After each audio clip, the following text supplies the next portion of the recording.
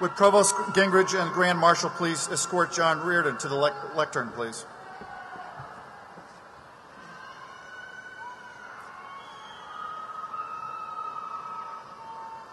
John Reardon, throughout a career that has taken you from the classroom to the boardroom, you have remained true to your first passion, education.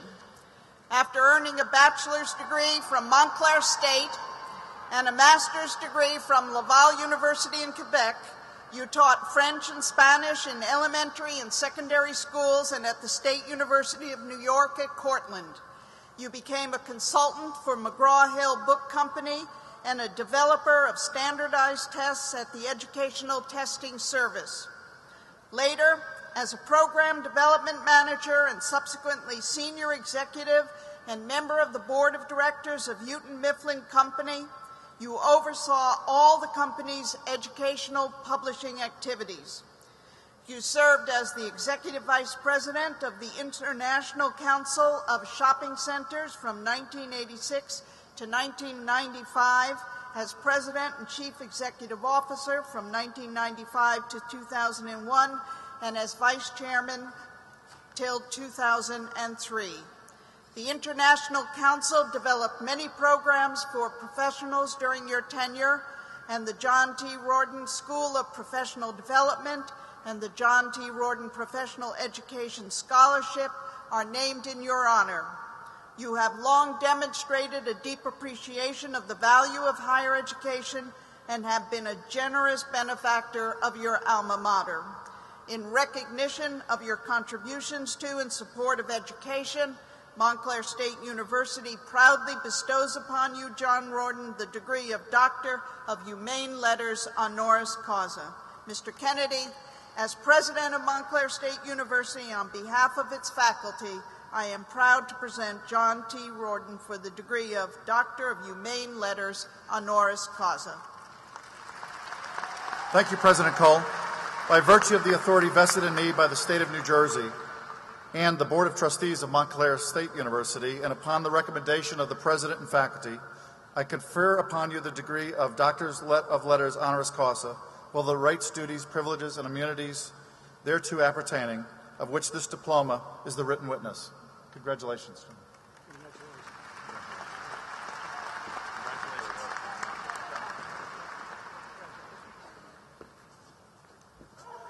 I want to tell you a scory story. That's scory, not scary. Christopher Hitchens, in his recent memoir, quotes Graham Greene from his novel, The Power and the Glorious, saying, "At some time in childhood, a door opens and the future comes in." I suspect it's when we begin to take seriously the otherwise annoying question, what do you want to be when you grow up? It's around the time we stop living solely in the moment and have some awareness of the meanings of the words yesterday and tomorrow. Tomorrow is, of course, unknowable. We live life forward. We review life backward. The word reconnect figures prominently in the resolution of the trustees for the award to me today. Reconnecting has a lot to do with reviewing life backward.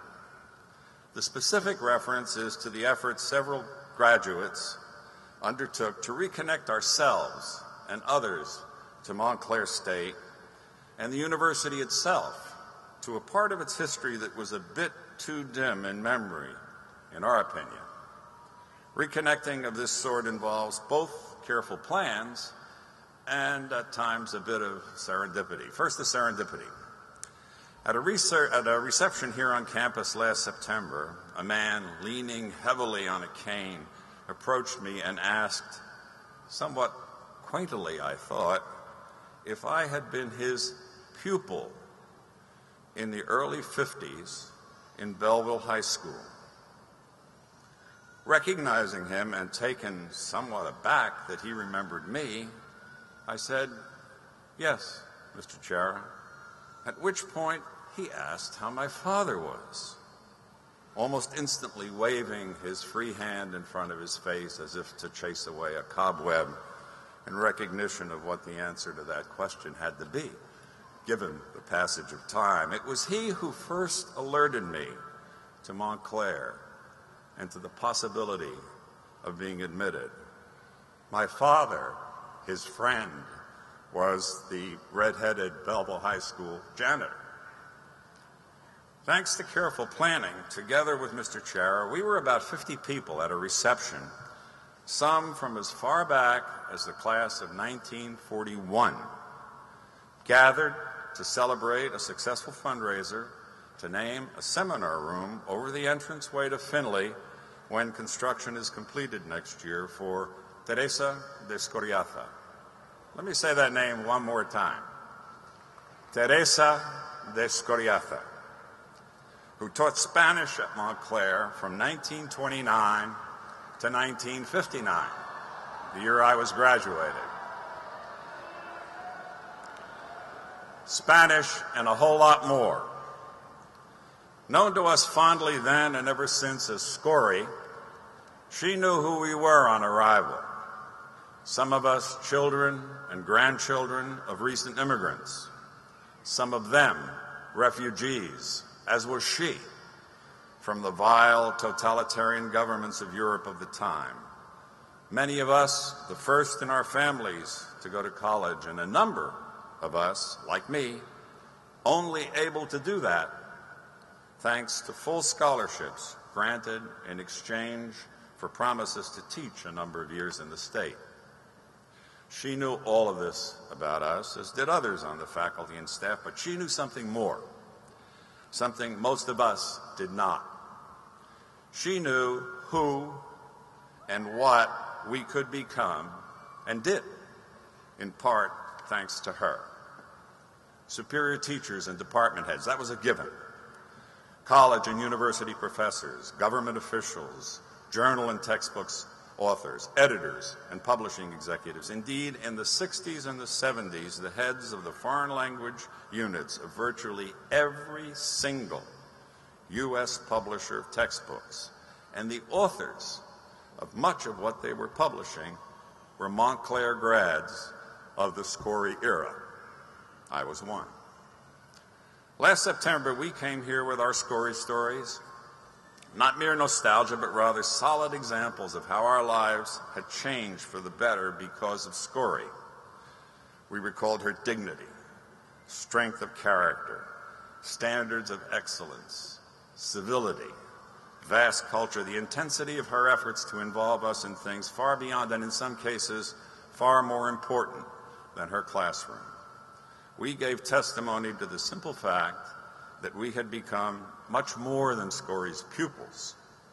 To use Mr. Chiara's word, we were disciples. That afternoon, some of us learned for the first time things Scory seldom spoke of, and never in class.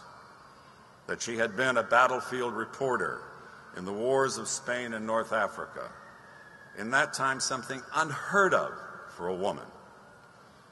That hers was the first female voice in Spain on the then new medium of broadcast radio.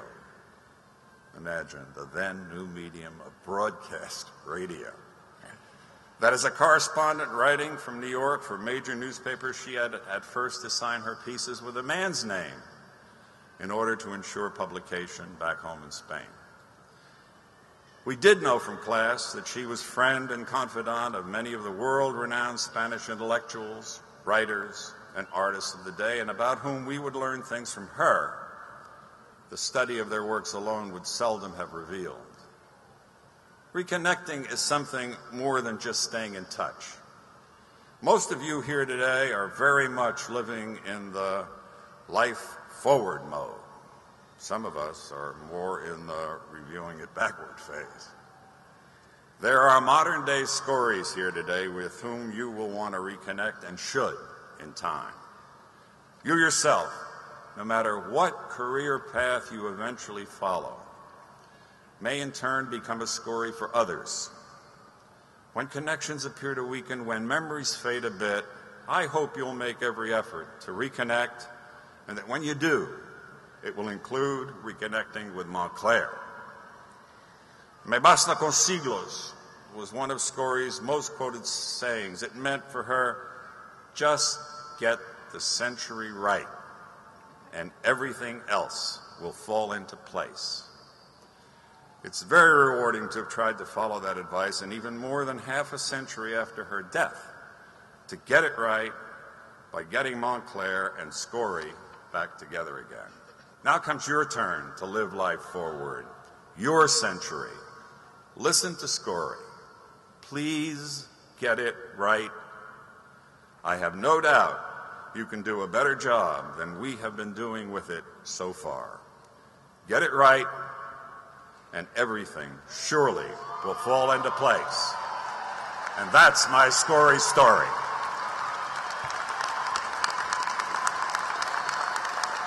Thank you very much.